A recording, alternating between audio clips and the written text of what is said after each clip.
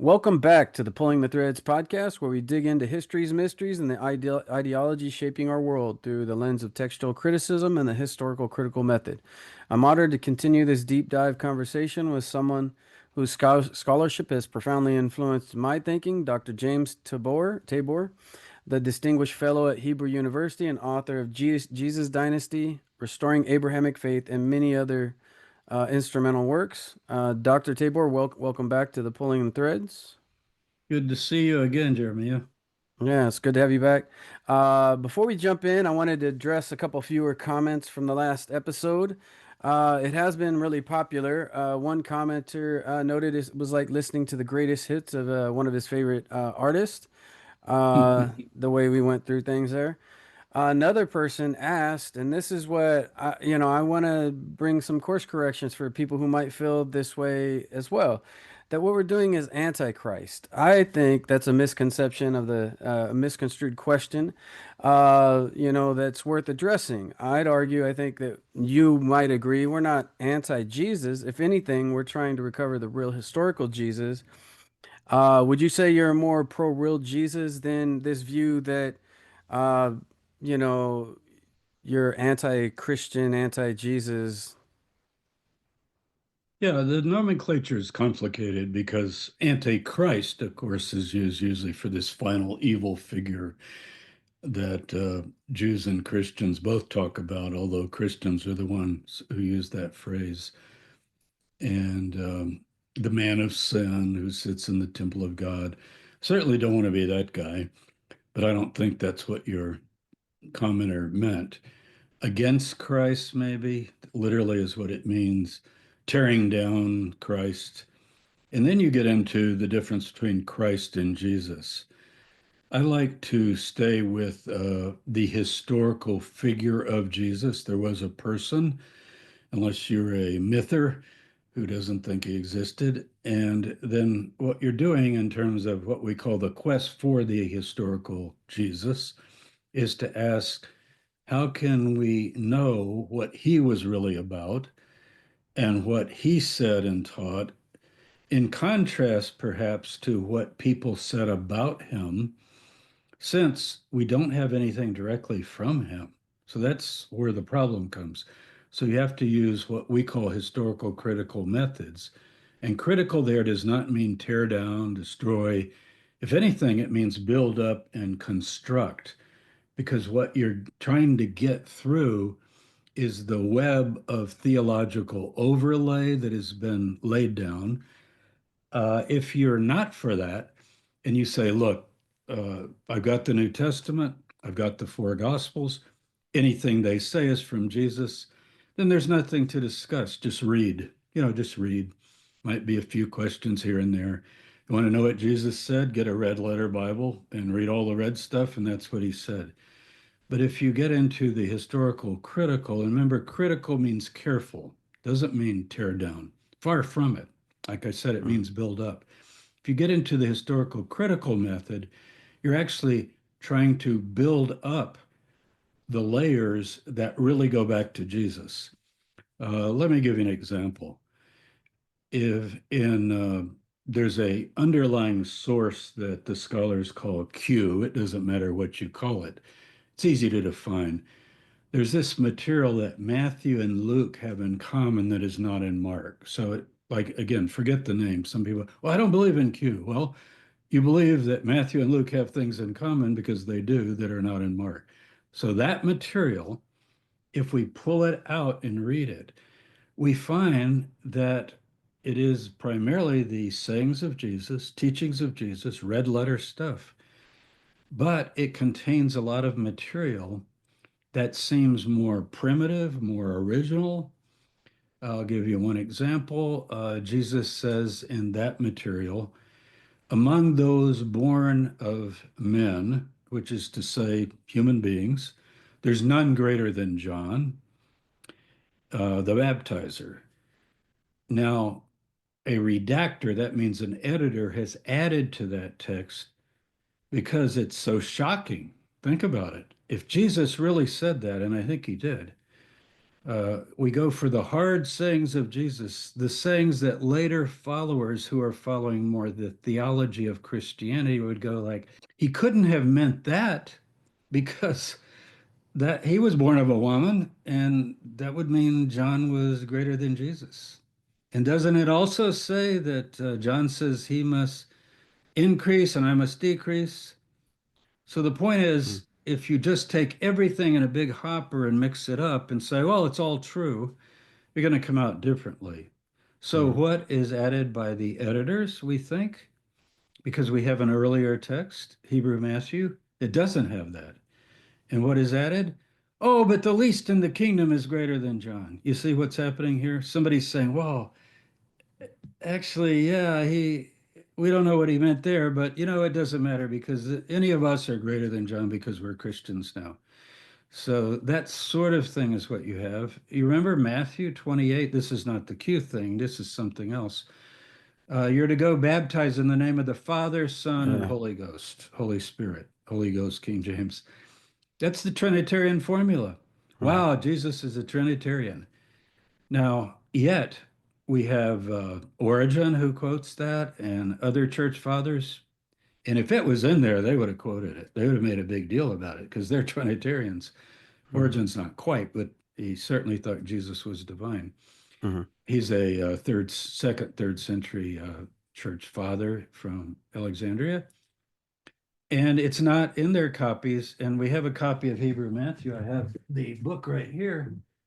I'm sure you've studied it and your readers, you might not have that cover, but mhm, this is by George Howard, the editor, and it's called Evan Bohan. It's a rabbi who preserved this version of Matthew in Hebrew, mhm, and it doesn't have that, and it doesn't have that thing about, and he who is least in the kingdom is greater than he.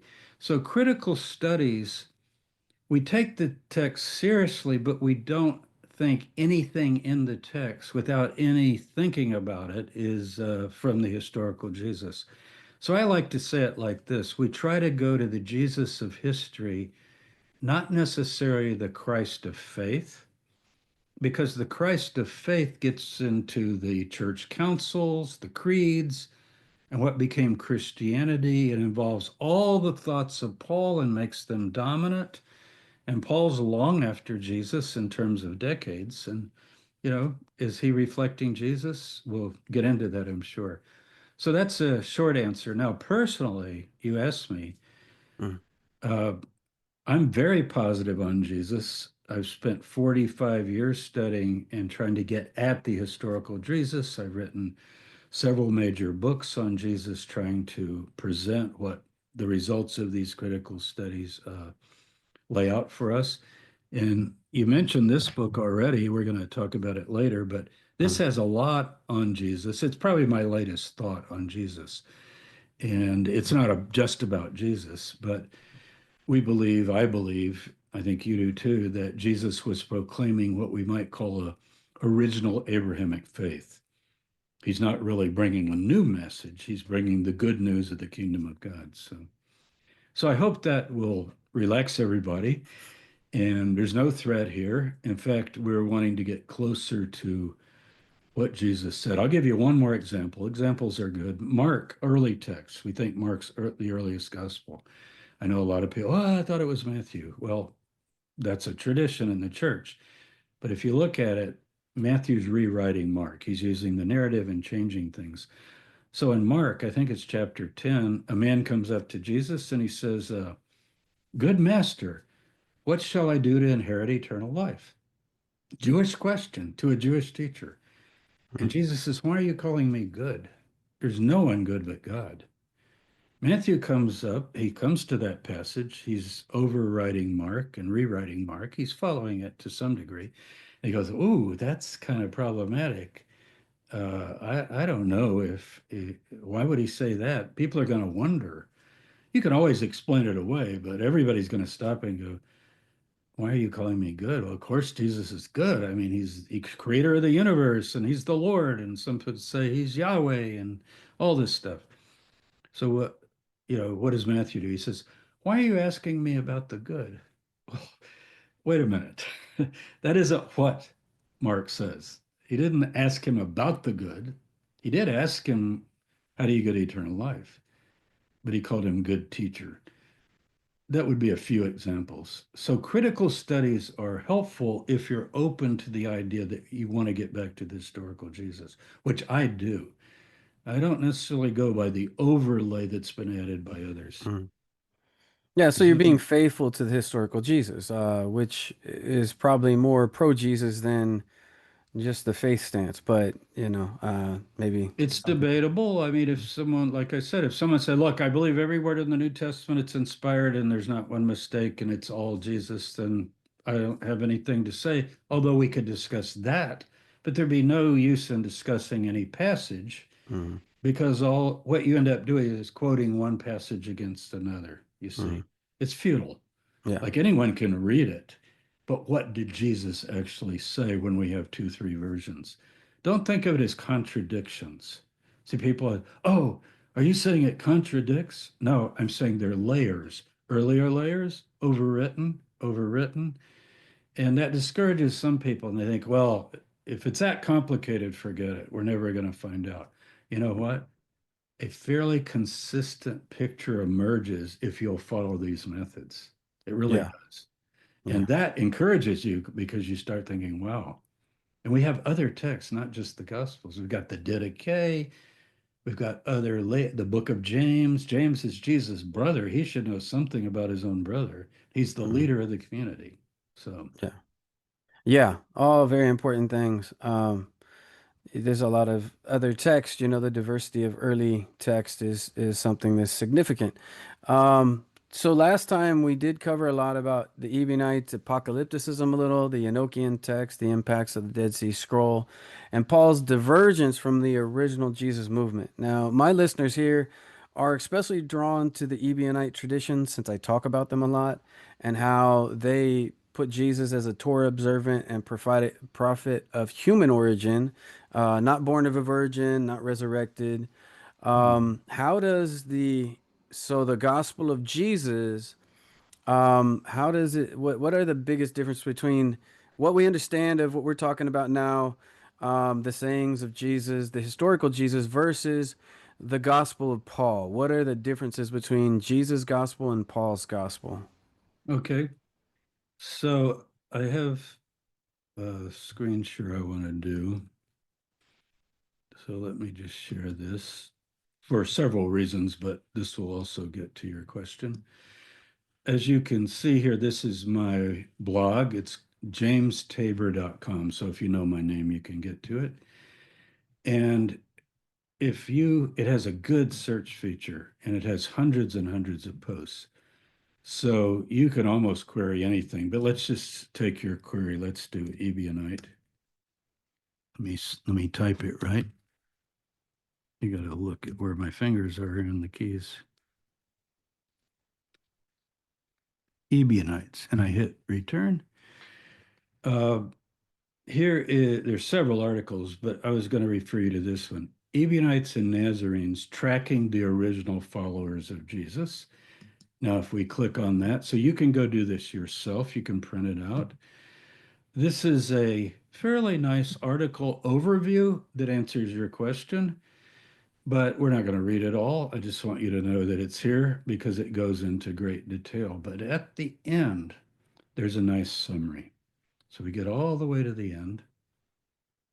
And let's see, right here, we've got 4 points where they're numbered. And lots of sources and other things you can read, like here's that Hebrew Matthew I just mentioned. Some of these things are linked.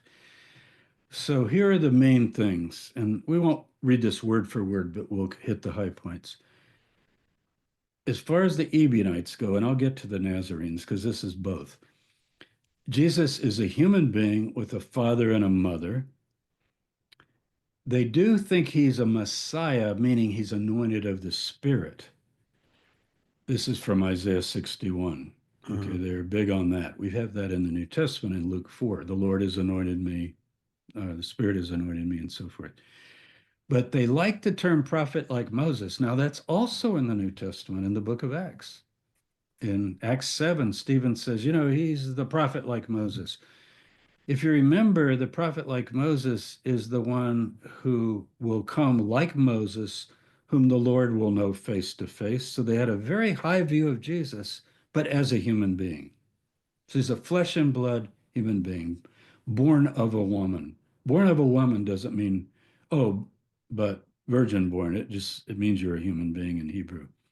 Secondly, this is surprising. They're vegetarian. They don't like eating meat at all. And they think the temple slaughter of animals was added. They don't think it was originally given by God, but it was added either from the people's sins or, as Jeremiah 7 says, I did not ever command you to do this, but only to seek my ways and follow me. If you look that up, Jeremiah is in the temple.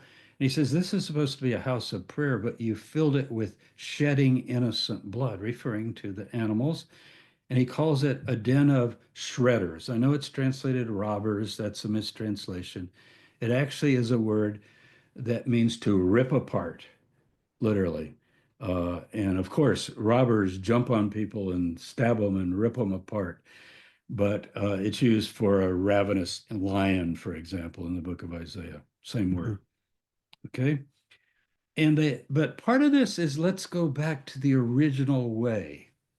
For example, Moses allows divorce, but Jesus says, wonderful phrase, wonderful Ebionite phrase, from the beginning it was not so. You see that idea? Mhm. So eating meat, yes, it's allowed in Genesis 9 with certain provisions for shedding blood. But ideally, remember, I've given you every green plant to eat. So they're trying to go back to Eden, so to speak. Mhm. And divorce and eating meat would be two examples. And then they believe in following the Torah, but they think that lots of things, this is part four, have been added to the Torah, like wheat and tares. You know, a field is the word of God, it's sown in a field. And they believe that there are things in the Torah that have been added by the priests, particularly that are not really of the Torah. Now, we would call that today historical critical study, but also of the Torah. Mhm. They believe in, so that's sort of an overview. Mhm. Now, they also generally have a negative view of Paul. And they might have been branches later. People start saying, well, Nazarenes are not like Ebionites. There's a church father named Epiphanius, I'm going to talk about in a second. But Mhm. anyway, I just want to recommend that article to you. Now, if you go back here to my beginning page, just so you know all these sources, I want your people to realize what this, it has books and it has online courses and all this, but this you Mhm. might find very helpful. All kinds of background on the Jewish Roman world of Jesus. So Mhm. if you happen to click on that, look, you've got all of this kind of material. These are original sources. And here's an example of what I put blog posts up all the time, and you were going to ask me about this later. But I just did a video on the Shroud of Turin, and we'll save that for the end. But Mhm. this is talking about that. There's a blog post. So the videos often have an introduction. This is one I just put up, and it's going crazy on my YouTube. Mhm. Is Mark the earliest surviving Jewish text after the Jerusalem temple was destroyed? Think about that. Mhm. And if you read Mark, what I argue in this video, this is a new idea for me. You know, I changed Mhm. my mind, I learned new things. I didn't know this 5 years ago. And now I Mhm. think it's pretty persuasive. You probably haven't seen it yet, Jeremiah. I want to see what you think of it. What I argue is that in 7 ways, Mark is telling people here's how to follow the God of Israel now that there's no temple and Jerusalem is destroyed. So think, uh, who is God? It quotes the Shema, Mark 10, Mhm. or Mark 12, rather. And it says, if you love God and love your neighbor as yourself, this is more than all the burnt offerings and sacrifices. Kind of sounding Ebionite, right? Mhm. And what about the purity laws? Traditions of men that have been added, you see? And it's really what goes in the heart and so forth. So you could even look at that. Those just happen to be up there. So I Mhm. wanted to mention them. But here's another document, and I'll be curious to see if you've seen this one. There is Okay. a church father, as we call them, a church authority, and we're going to look at this right here. But in he writes a book called the Panarion. Mm, That's a Greek word, and it means medicine chest. Now he's an Orthodox Trinitarian Christian. He's after Constantine. He's around 370, 370. So he's fourth century. And he is Orthodox, supporting Christianity, absolutely believing in Paul, that Paul's his main guy. Now, you notice this says number 18. Guess what? The book has 2 volumes printed in English. It's 80 heresies. So it's the medicine chest to cure you of 80 false beliefs mm, of Jews and Christians that are called heretics.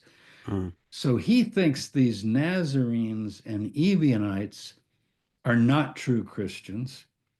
So in chapter 29 and 30, you can look it up on the internet, these are available. He covers the Ebionites and the Nazarenes, and he tries to make them different. In my article that I showed you on my blog, I argue that they're basically the same in the early days. There's Nazarene is a term that the followers of Jesus had. There's Jews still call them today Nazarenes, Christians. That's a word. mm. Uh, Yeshua HaNotzri, Jesus the Nazarene. And we think that's from Isaiah 11:1. That's more what convinces me. The branch, so they're branchites. They believe in the branch of David. They're waiting for the branch of David. So that's the later groups that he describes, and he does not like them at all. He hates the Ebionites. In fact, Ebionite means poor ones. You know, Jesus said, Blessed are the Ebionites, blessed are the poor ones. If he was speaking Hebrew, it would be, Blessed are the Evonim, the poor ones, poor in spirit, right? Mm, Isaiah 66, to this person I will look. God says, not to the temple. He says, what is the house you'll build for me? This, Ebionites love this verse. Heaven is my throne, the earth is my footstool. What's the house you're going to build for me? I often say, I might have said this in the last episode we did. There are two things God says he never wanted. He didn't want Israel to have a temple and a human king. Remember? When the yeah, temple early on, comes yeah. up, he goes, Oh, I never asked for a temple. Why are you wanting to build me a temple? I don't want a temple. But okay, they built him a temple. And why do you want a king? I'm your king. So they like that kind of idea. So the Messiah is a king, but the word king is misleading. In Judaism, the prayer is Baruch atah, you could say Adonai, Eloheinu, but Melech HaOlam, the king. Only Mm, God is really the king. You know, we say a prince is lower than a king, but in Hebrew, a prince is Nasi, and really the Messiah is Nasi.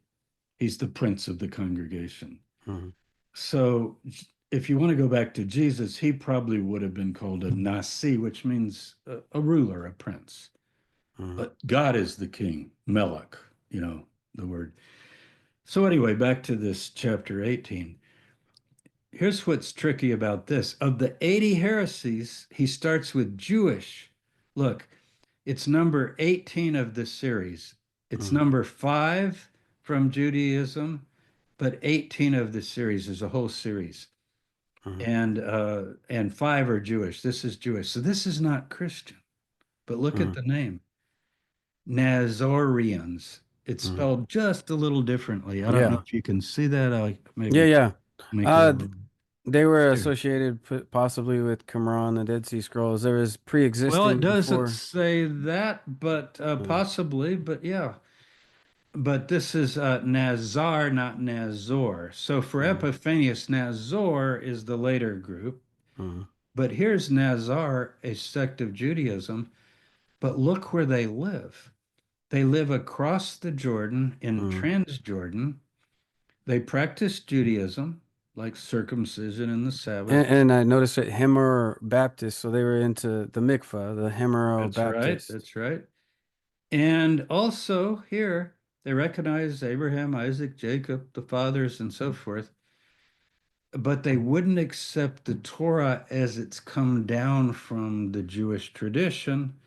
They think it's been polluted or things have been off added to it. And look again, they would not sacrifice or eat meat.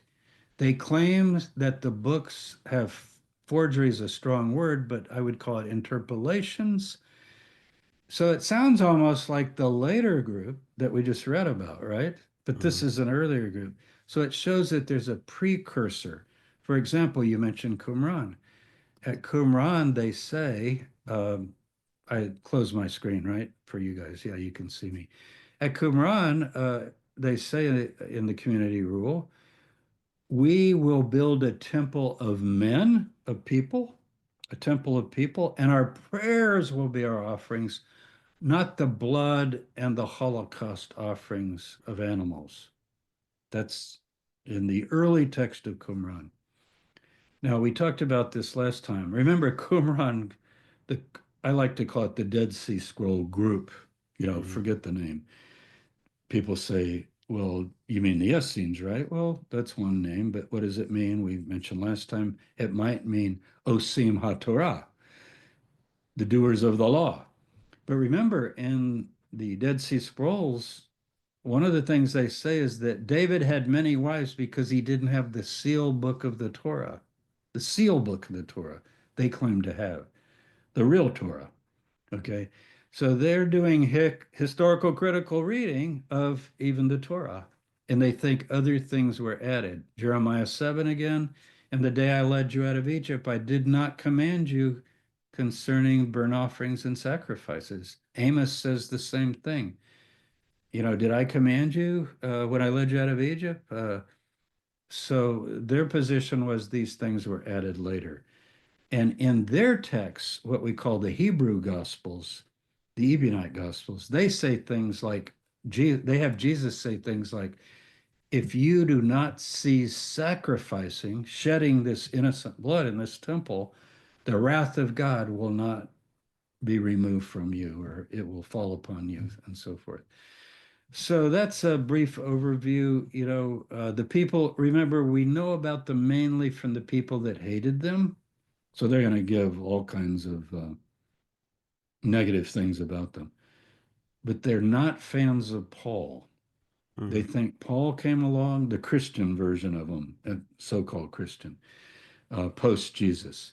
Mhm. They think that Paul taught heresies, and they even question whether he really saw Jesus. He's the 13th apostle, but their basic argument would be a pretty simple one. Do you go by the ones who are with Jesus and followed him, and the ones to whom Jesus said, I will make you rulers over the 12 tribes of Israel? Should you go by them, or should you go by a 13th guy that comes later and says, well, I saw Jesus and he told me this, that Mhm. you should break bread as his body and take a cup of wine as his blood and drink it and eat his body and blood. And through that, you'll be saved. Now, did Jesus say that is the question? See, it's in Matthew, Mark, and Luke because Mark has it, but Mark probably gets it from Paul. Mhm. So I know it sounds complicated, but we can sort it out. It actually sorts into two piles. Mhm. And this pile over here would never think of drinking blood or even symbolically drinking blood. I'm not accusing sincere Christians of cannibalism or anything like that. That's not the point. They have a deep spiritual meaning in their own lives. I grew up with it. I try to be gentle with people.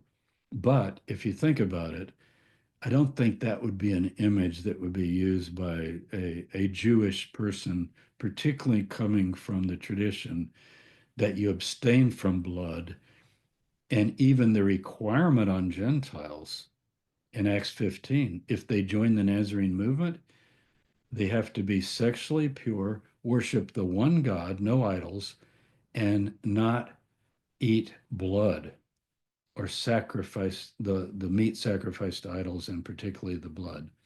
So that's the sort of thing that you get into.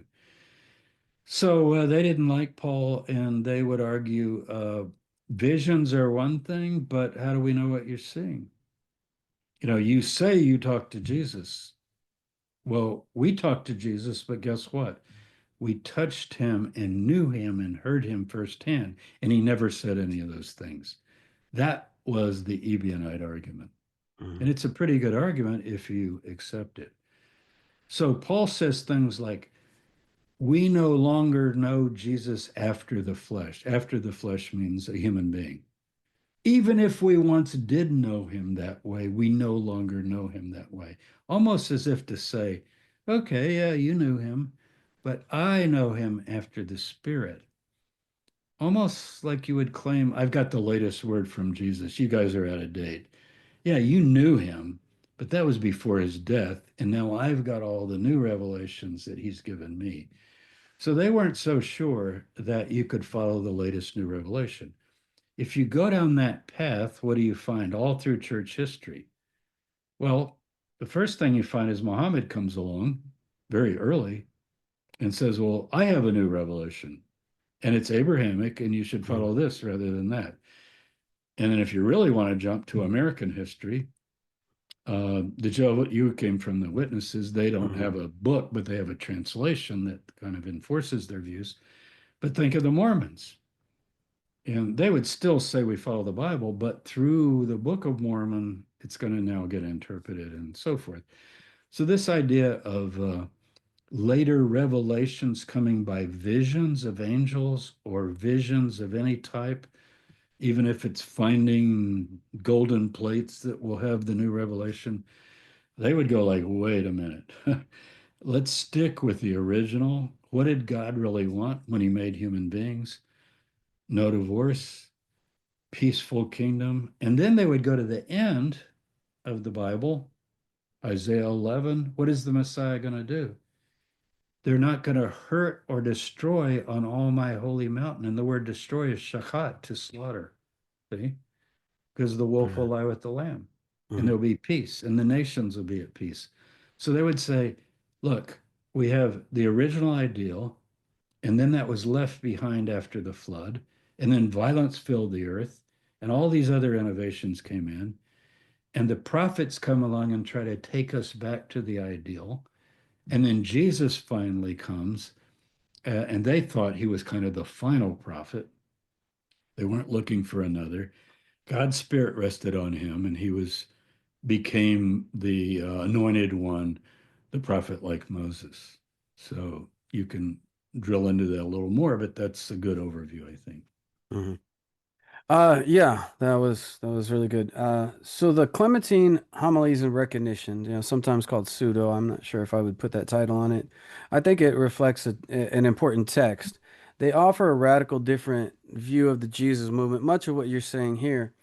But how do we address the problem of Paul? Would you agree that the historical Jesus aligns more with the Ebionite view, sans Paul, without Paul? And, who was the historical Paul? What do we know about him?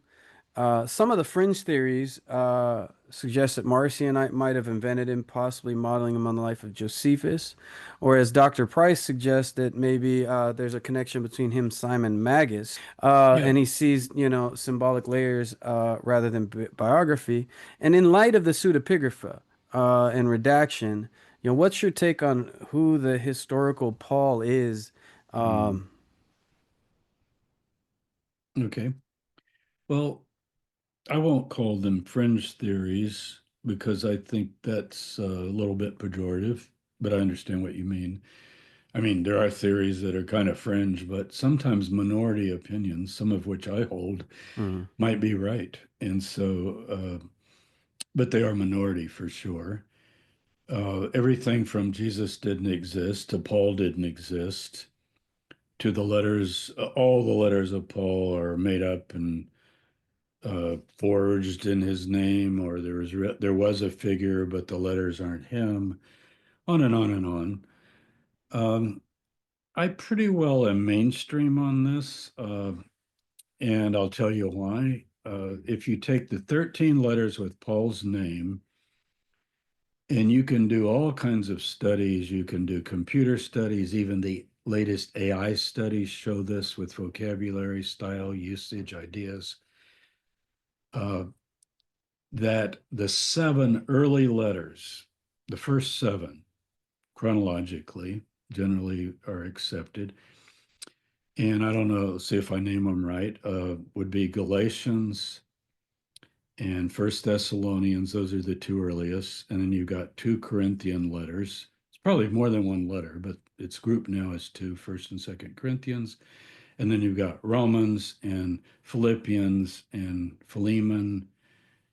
Did I get seven there? I think I did. I think I've got them all. I'm just doing it off my head. Yeah, I mean, I'd have I to think that's it. refresh my Those list there. are those stand out differently if you read them. They're very apocalyptic. They think the end is very near. They begin talking about they're not trying to organize the church and set everything up, and they don't talk about the delay of the coming of the Lord or anything like that. They're not worried about that. And particularly in a chapter like First Corinthians 7, but probably there are 20 or 30 other texts in Paul's seven letters where it's like I tell my students, Jesus is coming next summer, so to speak. Like you don't even have time. Don't start a business. Today, you'd say, don't buy life insurance. Don't start a business. Don't get married. Not because marriage is wrong. Are you kidding? I mean, these are the people that go, the marriage is holy and be fruitful and multiply and fill the earth. But because he gives the reason, because the appointed time of the end has grown very short. And when the apocalypse comes, those who have wives will be as though they have none. And those who go into business will be as though they have no business. Why? Because the form of the world is passing away. It's all crumbling. The schema of the world, the whole system, the economy, the social world, the political world is all collapsing. And Jesus is going to come in the clouds of heaven and swoop the people up. I'm not talking about the secret rapture, the believers in Jesus. They'll get transformed and glorified. This is Paul into the image and glory of Jesus himself when he was raised and ascended to heaven. And they'll be spirit beings and they will not be flesh and blood. And Paul says, I can't even tell you what they look like. It's blinding. It's like looking at a blinding light a million times greater than the sun. So, don't ask me what the body's like. It's glorious, it's powerful, and so forth. So I have a book. I like to hold my books up just where people can see them. It's If a you good can reference. bear with me, it helps to see a book sometimes. This is the easiest book to read on this, Paul and Jesus. And as you know from the title, Paul and Jesus, it's your question. And I go through the letters of Paul. But I do think he was a historical character. I do think he lives in the 50s CE. I think it fits the times. I think he's very concerned about what Caligula tried to do in the year 41, put his statue in the temple, because that's a fulfillment of Daniel. Paul's into Daniel, the visions of Daniel. Chapter 2 brings the kingdom, and all the kingdoms fall. Satan, the God of this world, Paul calls him, is going to be defeated. He says, the God of peace will shortly crush Satan under your feet, Genesis 3. Notice shortly. He ends his letters saying, come, Lord Jesus, Maranatha. So they're highly apocalyptic. You're on the edge of history. It's all ready to end. And Paul's rushing around trying to bring the gospel to the non Jews that God is also calling and pulling into the movement and so forth.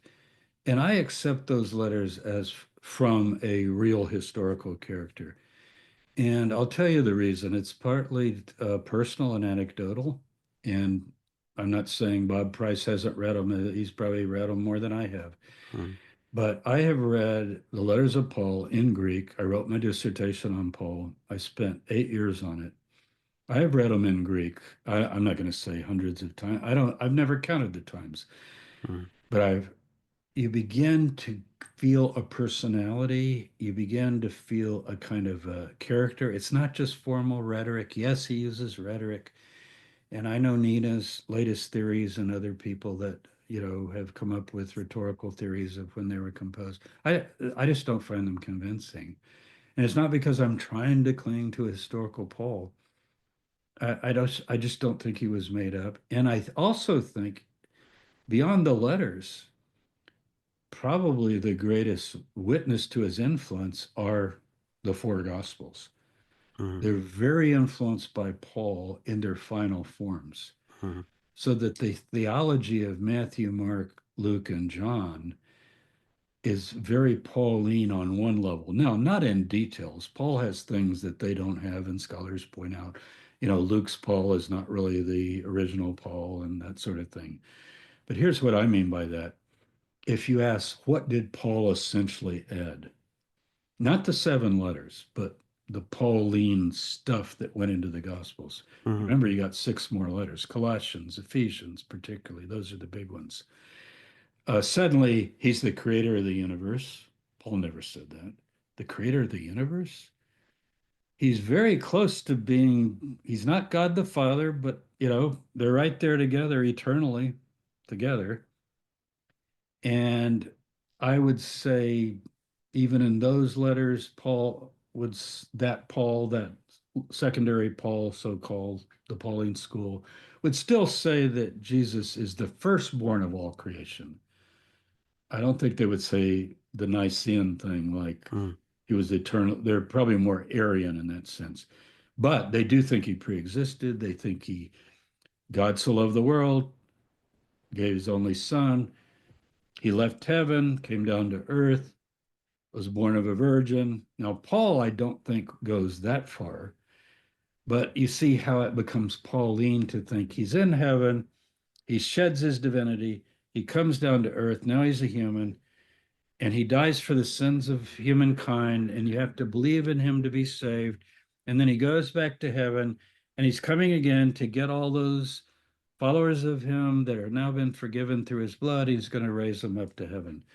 And Romans would be his main manifesto.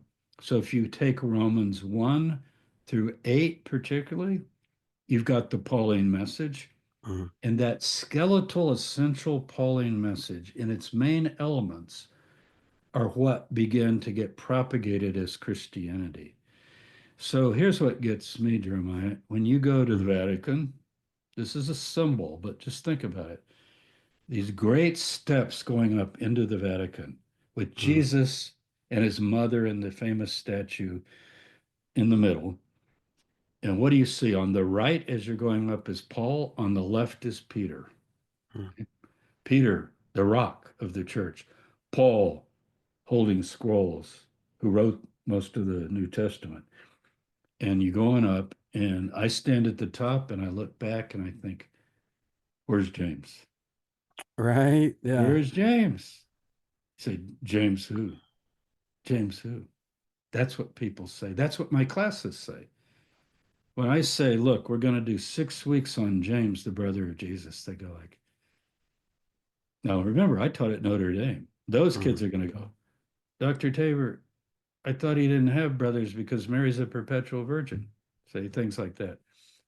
And then we go to Mark 6:3, where the four brothers are named and the sisters are mentioned, and he's the son of Mary and so forth. Uh, so the historical Jesus had brothers. Now, another book, this isn't out yet, but this is just a review copy that we give to scholars. nice. A Lost Mary, Rediscovering the Mother of Jesus. You can order it now. Uh, any bookseller has it, pre-ordered. And you don't have to pay until especially on things like Amazon, they don't bill you till it comes out. It comes out September 30th. That goes into all of that in great detail. Nice. But essentially, see, what I'm trying to do is give the whole picture. But her firstborn son is Jesus. Her secondborn is James. Now, let me shock everybody. James is the beloved disciple in John who leans on Jesus' breast. not Mary Magdalene. Sorry, Dan Brown. It's James, the brother. And at the cross, Jesus says, Son, behold your mother. Mother, behold your son. This is the act of the elder son passing on the care of his widowed mother to the next in line. Jesus was head of that household. Joseph seems to disappear. Many scholars and theologians, we just assume, he's never mentioned after age 12. Mhm. And one passage in Luke, and what happened to Joseph? It's kind of a mystery. So maybe he died, maybe he was an older man, older than Mary. That would not surprise us. Maybe he was in his 30s, and maybe she was more 14 or 15. That was common in the time. That could happen in terms of arranged marriages.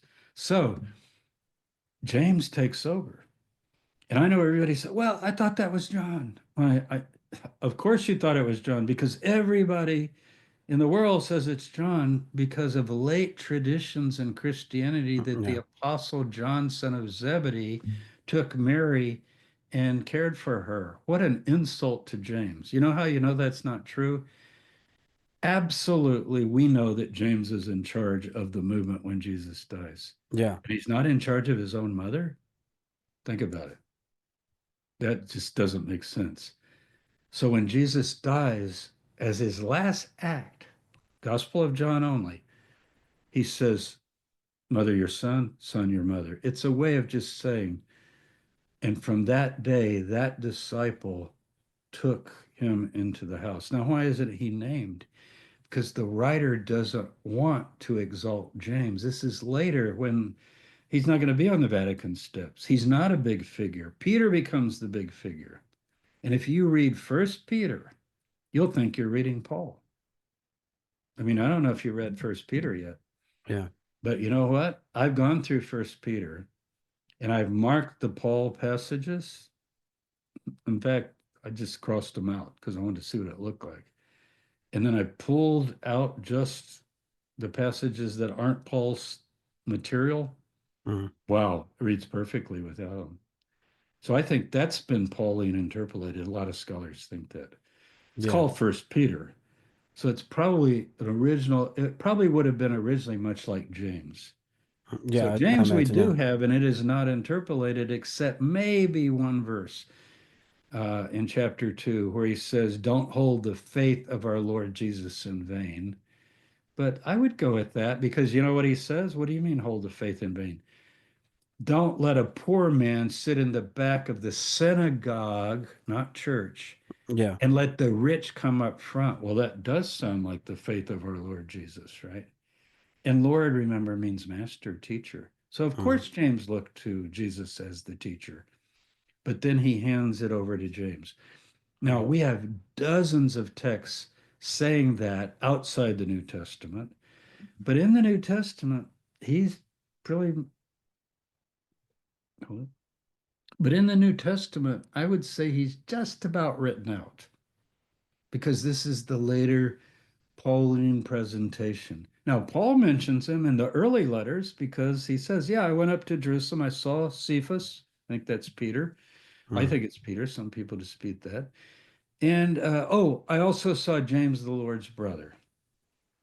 And then in the book of Acts, when he goes up to Jerusalem, oh, I went and checked with James. I checked in with James. But you know where you can prove to anyone that James is in charge of the group? I think you know this. Acts 15. The biggest dispute the church ever had, or the synagogue, really, the group, Mhm. Yeah. Nazarene, the biggest, they almost split, where one group was saying if a Gentile non Jew joins the Nazarenes, they've got to get circumcised and basically convert to Judaism and keep the whole Mhm. Torah. Got to become a Jew. Just think of it as becoming a Jew, because it would apply to women too, and they don't get circumcised.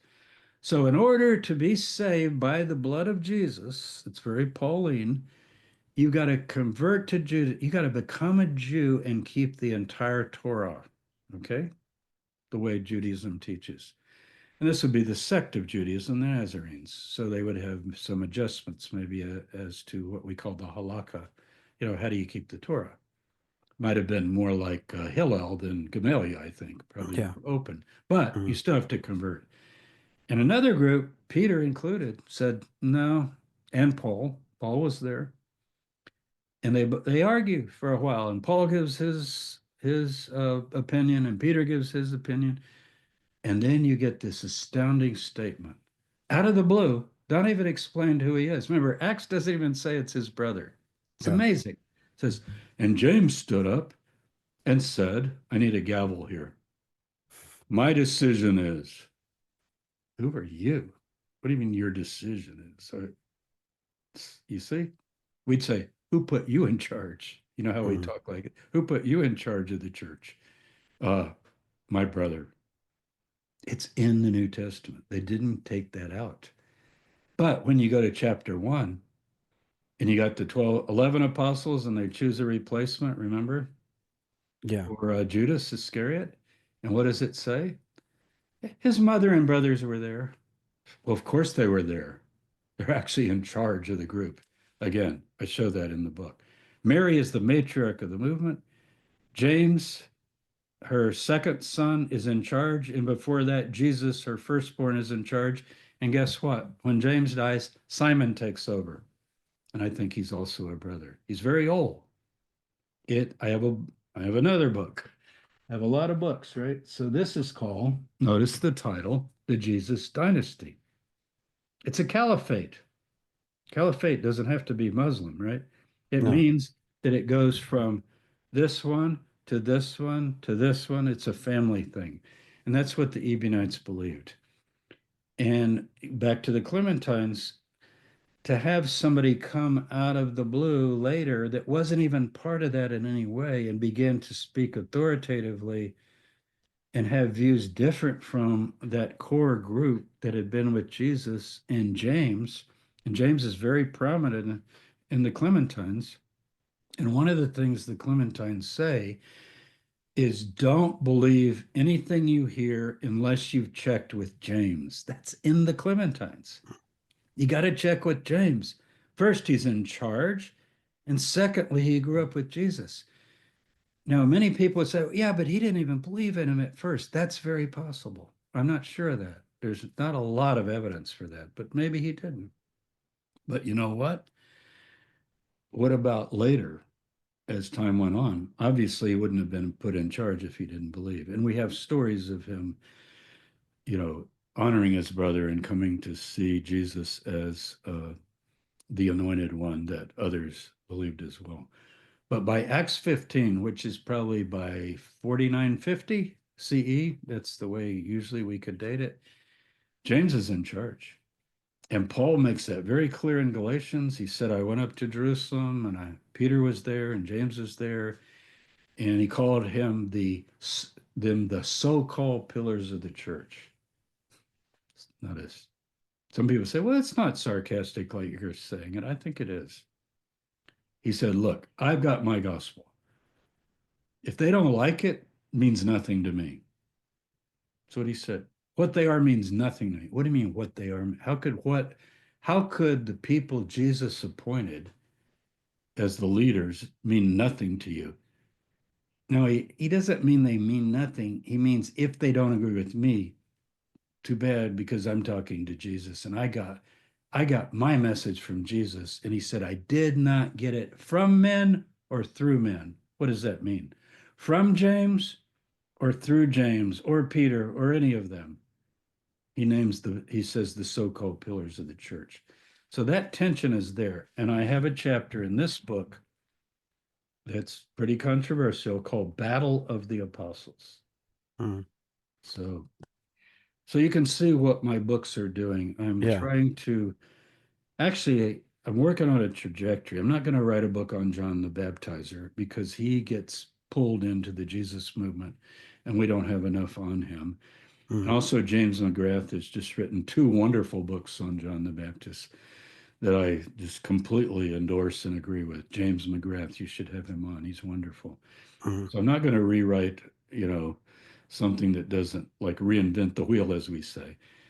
But I've written the book on Jesus. I've written the book on Paul.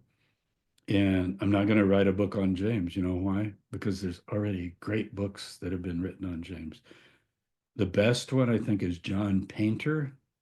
It's called Just James. I love that title because he's called James the Just. Yeah. So the title is Just James, meaning he's just James, and he's also the just one called James. Mm, Anyway, he goes through every tradition. If you say, I never even heard of James, get Painter's book. It's available in paperback. So I'm not just trying to push my own books. mm. And now I've done Mary, and I don't need to do Mary Magdalene because amazing books have been done on Mary Magdalene. So look what we have. We've got John the Baptist, Jesus, the mother, Mary Magdalene. I don't want to leave the women out.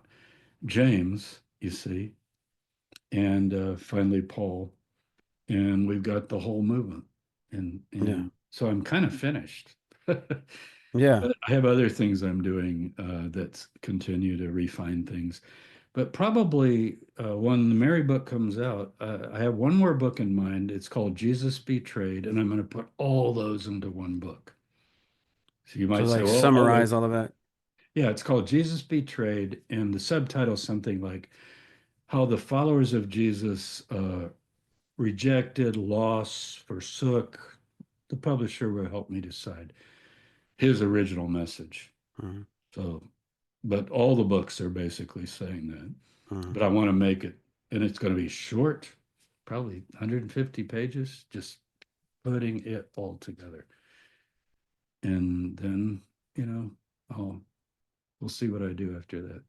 Because Yeah. I also work in archaeology and all kinds of other things. The some very fun things. I mean, you touch a lot of important things. Um, we've touched on the one thread that does run through Second Temple period till now is apocalypticism. You mentioned that some of the views with the Ebionites and the early Pauline text. You mentioned the branch. One of the groups that you've studied was the Branch Davidians from the Waco situation with David Koresh. With the rise of Christian nationalism, influences of the Neo-Apostolic Reformation, things we've talked about, and their prophecies about political figures. Um, Having written about Waco, do you see parallels between Koresh's worldview and today's faith-driven politics? Are we witnessing a revival of this? And like, how can your research into the Waco incident help us deal with those who've drunk the Kool-Aid as it is?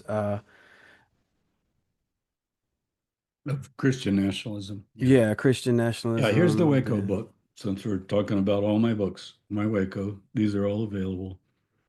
And it's Cults in the Battle for Religious Freedom in America. It's about more than Waco, but I wrote the first half, and Art Droge, my co-author, wrote the second. And that book is more the idea of what happened at Waco, what went wrong, who was David Koresh, what did he really say? And if you saw the Paramount Pictures six-part TV series with Taylor Kish and so forth in it, just called Waco, you can get it on Amazon. I highly recommend it. It's 85, 90% accurate. And a lot of it was influenced by my work, David Thibodeau, even one of the FBI agents cooperated with that.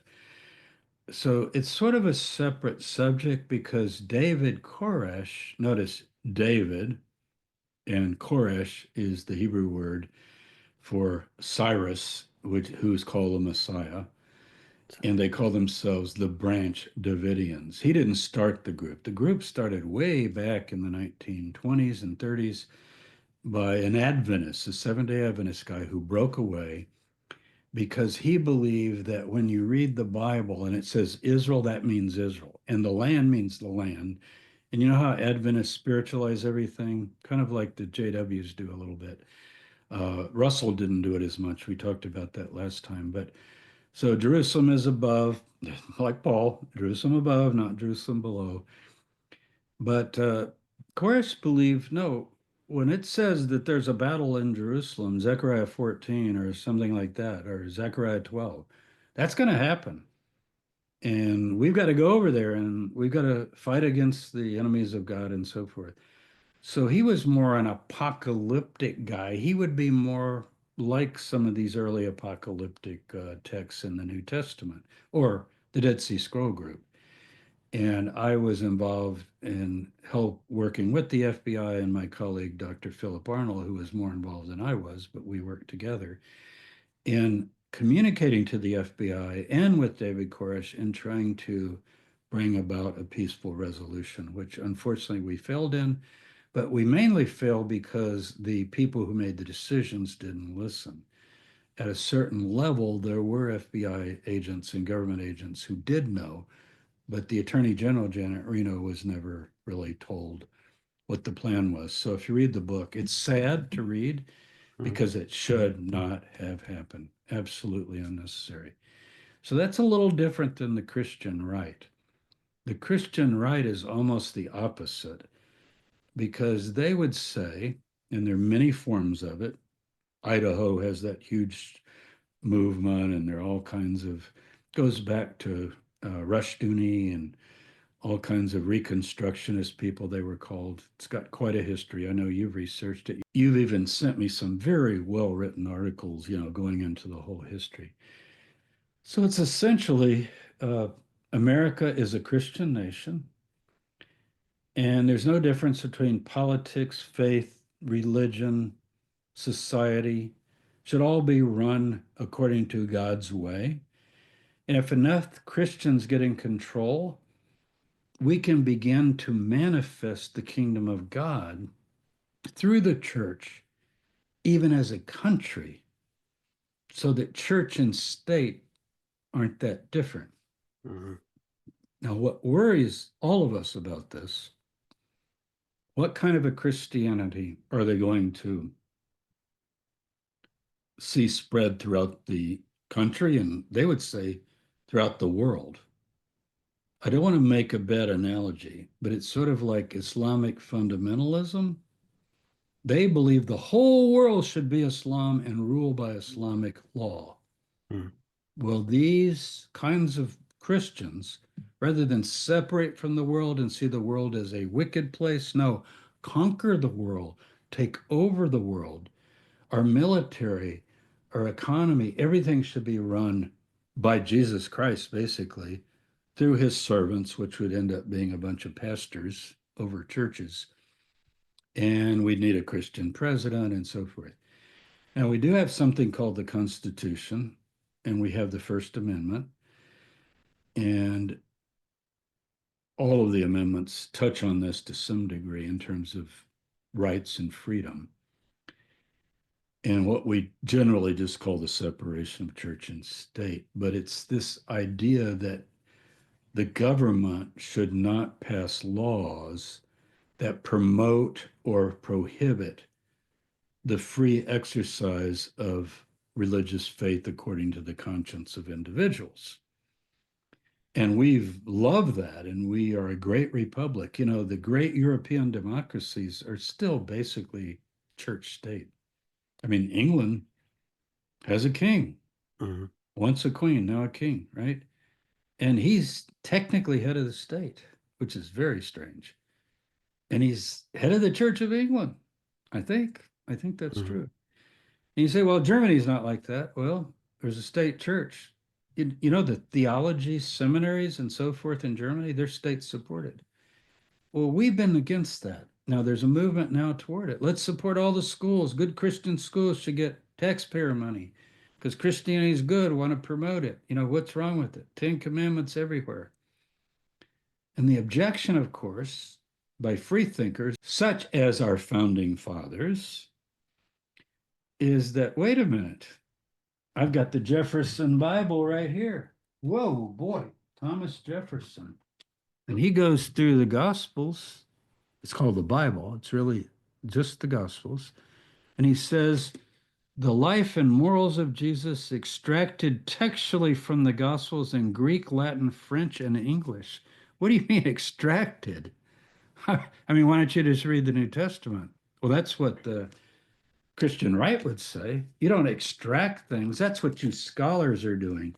You go through and you say, oh, well, Jesus didn't say this. And so Jefferson, who helped write the Declaration and the Constitution, along with Franklin, along with all the others, they were basically, they wanted to allow freedom. They were, whether they're a Christian is very questionable. I mean, if this is certainly not fundamentalism, right? Mhm. I mean, he has a lot of things where he said, well, Jesus never said that.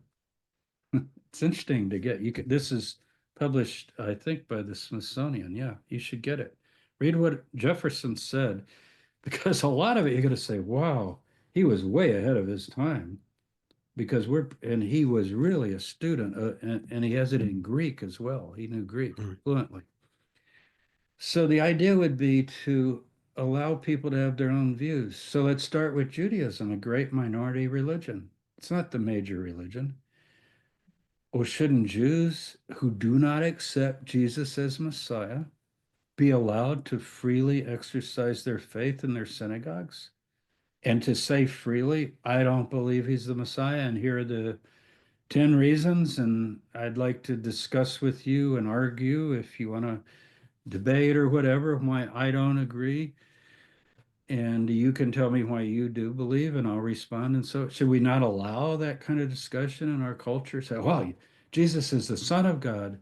It's blasphemy to question. This is scary because then we're back to what? Former times when the church controlled everything and people were tortured and killed if they didn't agree with things like the Mhm. Trinity. Mhm. And Jews were killed by the millions over many ages. Of course, Hitler alone is the big one in modern times, but I'm talking all through the ages. You couldn't count the hundreds and hundreds of thousands of Jews that were killed with pogroms and riots and synagogues burnt and so forth. And if you go back to the Roman War, it's even worse. But this was more Christian persecution, the Christian, uh, and there are many books that have documented this. Constantine's sword is a really good one on that one. A really good one, yeah. And that's Yeah. if you read some of the councils like Nicaea, but don't just read the creed. Everybody knows the creed; they say it in church. But get a copy of the entire council and start reading about you cannot talk to a Jew or be involved with the Jew, or if you follow anything that the Jews teach, then that's forbidden and so forth. So, Mhm. so is that what we want? Is that what we want? Now, I know Islam is not popular right now in America for certain reasons that we all know from the Middle East and from radical Islamic terrorists, frankly. And Yeah. I certainly don't favor them, but and I don't want them to have any kind of political power. But in terms of belief, if you're going to be a democracy, you have a kind of a crisis. It's like free speech. Free speech means people can say what they're convicted of and believe and be allowed to say it with freedom and not be arrested for it, right? And Yeah. we know there are limits to free speech. We've discussed that everywhere, and everybody would agree. There's the famous yelling fire in a theater and on, of course, and hate speech. But we're just talking about here religion. If I stand, I've given my ideas today in my studies. Now, what I've said by any evangelical Orthodox view of Christianity is all heresy. So I'm a heresy. Mhm. Sorry. So I'm a heretic. I'm a walking heresy.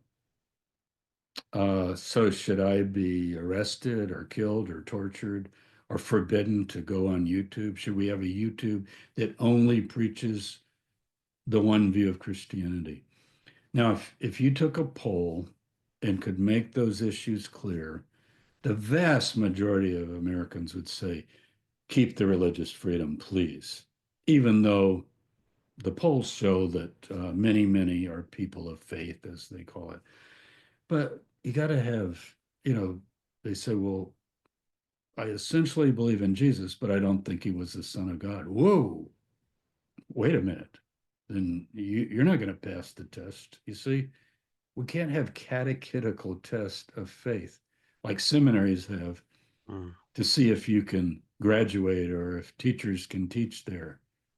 We can't have that. So it worries me considerably. that worries me. Any move to restrict what we call religious freedom. I know it's overused, but what a beautiful term.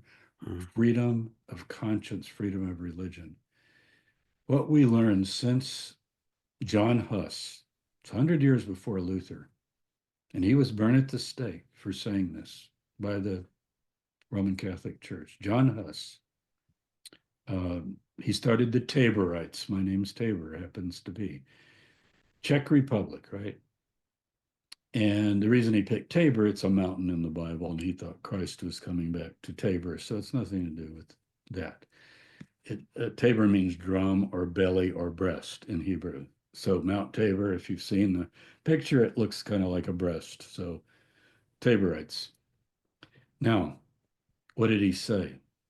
He said what Luther later said: pick up the New Testament, translate it into the language of the people, and let every human, every man, as they said back then, every individual can read this book and interpret it and follow it according to their conscience, or not read it at all, or consider it of no value. Free thought, free thinking. If we lose that, then we've lost the great American experiment. And Yeah. thankfully, the majority of Americans believe that now. Yeah. But when wickedness and evil and violence fill the country, and you see horrible things going on and people seem to have no values, I mean, there is a tendency to want to kind of say, wait a minute, we need to crack down. Mm. But start reading about colonial America. I don't think you want that. Did you know I've studied my ancestors who landed in Virginia in the 1600s, and one of them is my favorite. His name was William Tabor. He was Okay. the son of the guy who came, and he got fined because he didn't want to go to church. Oh, okay. So maybe it runs in my blood. But the idea, Yeah. like you could be whipped or fined if you didn't show up in church. Do we want Yeah. that? I don't No. think so. Yeah, So we don't want Puritan America. We don't want to make no, America Gilead. no, we can't have that. Yeah. No, yeah, I traced my ancestors. We had some on my father's side that came over on that founded the Plymouth Colony. William Brewster, one of the early Mm-hmm. governors, is a ancestor of mine. Wow. Uh, Interesting. We share, it's interesting histories and exploration in these things. For me, this topic, I was involved with the churches involved with the Neo-Apostolic Reformation, the restoration of apostles and prophets, Hmm. stuff inspired by C. Peter Wagner and the Yeah. Christian dominionism. And I was aware of stuff that was when I was leaving Christianity, when I decided to convert to Judaism. There were so many disturbing things in there that, the prophecies, this was as far back as 2010, 2012, that Jesus was going to come between 2025 and 2030, and the president that was elected during that time would be the last president. And then Right. in the Neo-Apostolic Reformation, prophets like Lou Engle prophesied that the current resident of the presidency was going to be the president. But here's the problem I have is that these so-called prophets go and they do political work and activism within their congregations and community to elect people. So they make a prophecy and then they work for over a decade to make things like that happen. It feels a lot less like prophecy and more like cultural influence in the name of prophecy. I was uncomfortable with the direction a lot of that things, and I was Sure. moving out of it. Yeah. I was disbelieving I know a lot of stuff about the lives of the so-called prophets. Like I was Hmm. involved with, people who were heavily involved in that movement, and I know a lot about personal details, social failings, relationship issue. Like they weren't living this holy, pure life. It Um, happens in every group that I know of throughout history. I mean, I'm a historian of religions. Focus on the ancient world, but obviously, if I got involved in Waco, I was doing the apocalypticism and so on. And let me give you my axiom, and don't think this is like cynical. It's not. It's just something you can remember. There's one enterprise that so far has a 100% failure rate, and that's interpreting the prophecies of the Bible apocalyptically. And by that I mean setting dates, coming up with all these details about this country will do this, and it'll happen by this date. They've all failed. Now, that doesn't mean they always will fail, but it should at least be some caution lights. So on my YouTube channel, I have a whole series. I think it's 24 or maybe even 30 episodes in which I talk about prophecy belief, I call it just prophecy belief. And I start all the way through. Isaiah 24 is probably one of the earliest. The Lord will come and all the nations, will begin to fall and the day of the Lord. And go through all of them, all the way through Daniel, all the way through the New Testament, down to the book of Revelation at the end. So watch those and don't take them as cynical, but learning from history and coming to understand that the hopes and dreams of these prophets and seers and predictors, both in the Hebrew Bible, but more in later Christian material, it really gets ramped up. And the book, if you took the book of Daniel out, most of the prophecies are very generic, like Isaiah 2. In the last days, the nations will finally find peace and get rid of their weapons of war, and peace will fill the earth. That doesn't say this date, this calculation, this ruler, this battle movement. You see what I'm saying? But Daniel's different. Daniel 11, Daniel 8, Daniel 9, Daniel 7. You can start counting beasts and horns on the beast and predicting all these things. That's what I mean by a 100% failure rate. And now there are Christian preachers out there. YouTube opens up the world, doesn't it? And they're using Second Esdras of all things, which is just the craziest book built on the book of Revelation and the book of Daniel. But it even says at one point, now what I'm going to tell you is not what was revealed to Daniel, because he can see blatantly that it's something different. It's always funny when I read that passage. So it's also called Fourth Esdras, but it's in the Apocrypha. So so yeah, I think we should be careful and you know, end of the world, end of the age. Are we at the end times? Just I study it. Actually, it's what I've mainly specialized in.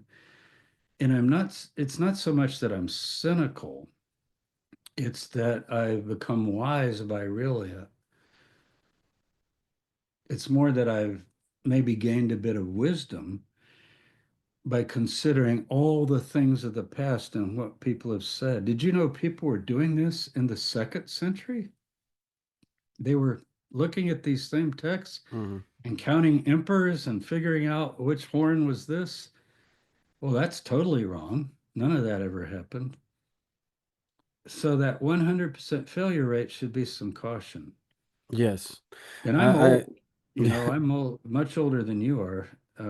You can look up my age. I won't broadcast it. I don't really care. But I'm just saying, I've had many, many decades of sincerely watching this stuff. And guess what? Time after time, and I remember in my 20s and 30s, I would delve into this and think, oh, yeah, this really fits and this could be this. None of it worked out. So Yeah, watch being out. a Jehovah's Witness, and seeing their false prophecies has just always made me very cautious of people who prophesy uh falsely in the name of God, I guess.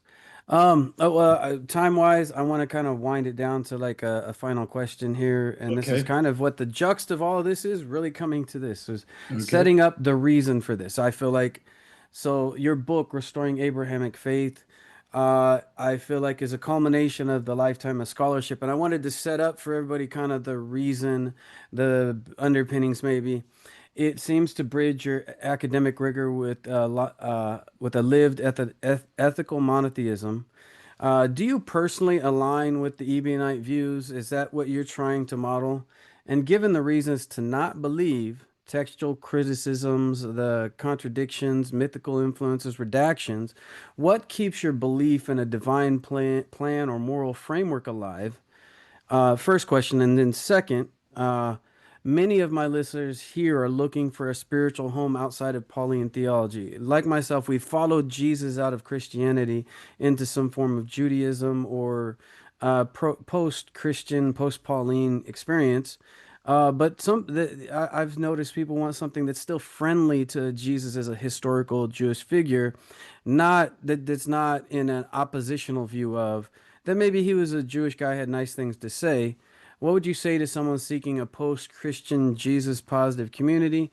And is there space for a Hebrew faith that honors Jesus without the spiritual overlays, death and resurrection, salvation, all the Mm. Pauline overlays? Well, okay, here's the book again. And you can get it on Amazon. It's hardcover, Kindle, and paperback. This is the paperback. I would call it a faith manifesto.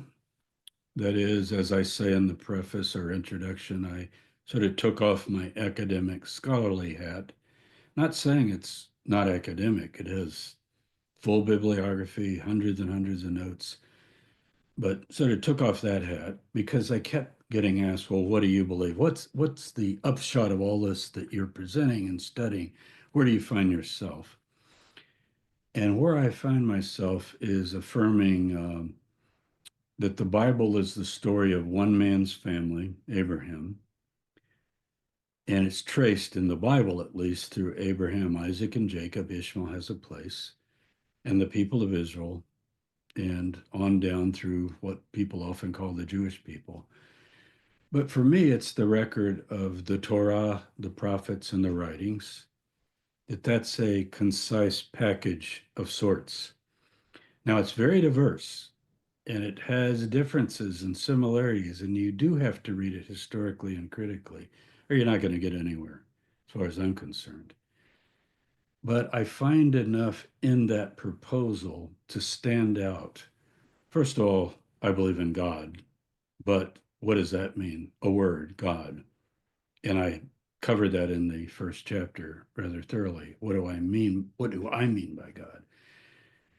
And then the faith that's it begins to get expressed through Abraham and Isaac and Jacob and through the prophets particularly and into the writings, some of the Psalms, and there are lots of resources in the Hebrew Bible. It's a big book. I find that it's unique because there's a sense in which it's not even a religion by normal standards, which really strikes me as unique. Religions are basically about another world and about afterlife. And yes, God blesses you and guides you and helps you in this world, but mainly, what for? What's it all about? And did you know if I pick up a Hebrew Bible here, I got to do the drama. Here's an actual Hebrew Bible. This doesn't give any answers to those big questions. It really doesn't. What's life after death? Well, there's a place called Sheol, and you are dust, and to dust you shall return. You say, well, do you ever come back from that? Well, uh, I have chapters I talk about that. It's not real clear as an affirmation. It's certainly not like in the New Testament, like at the end, there'll be the resurrection, and this is what it means, and so forth. We think the book of Daniel is fairly late, and it does have one text on resurrection, and there's one in Isaiah 26, which is also a late text. Other than that, it's not talked about. Why? Because it's a this worldly book. Hmm. There's a Yeah. famous poem by Robert Frost that I like called Birches. It's about boys climbing birch trees and going up to heaven, and then the birch tree swings down and they ride the birches, right? I've never done it, but apparently they do it in New England. And you know what he says at the end? The earth's the right place for love. I don't know where it's likely to go better. Think about it. And so, what do you have in the Hebrew Bible?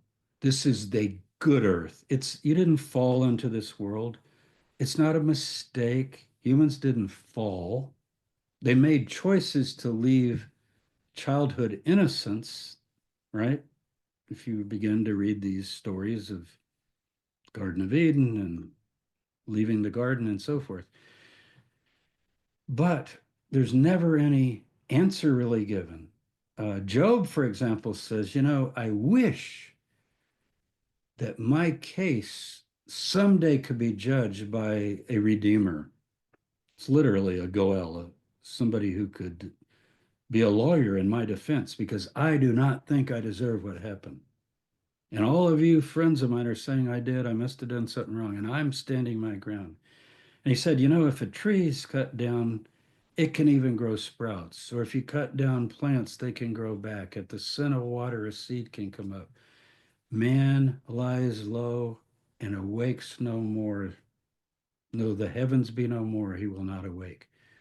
Ecclesiastes, the same thing. So, what kind of a religion is it that has these pessimistic, realistic statements about death and another world? It's ancient Near Eastern thought. It stays with the ancient Near East.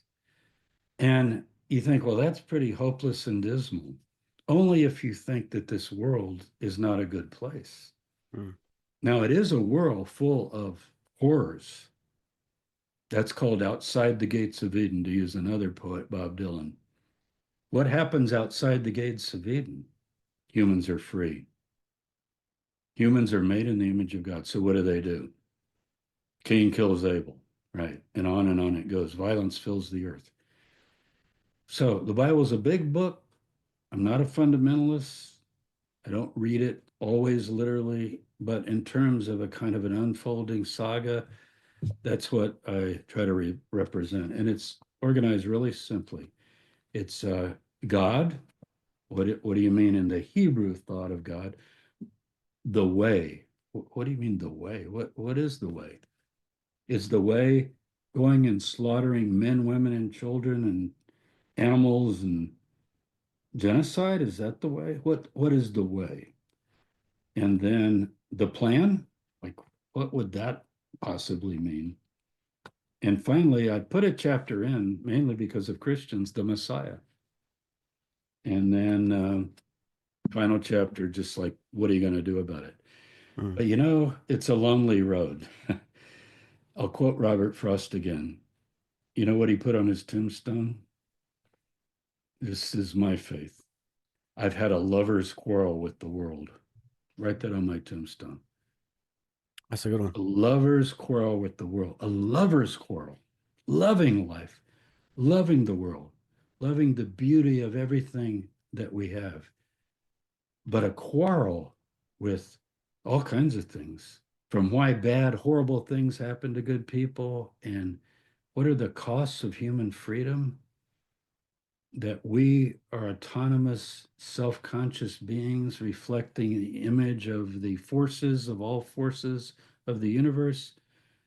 Are we a fluke? Or are we rooted in the depths of the consciousness of the whole universe?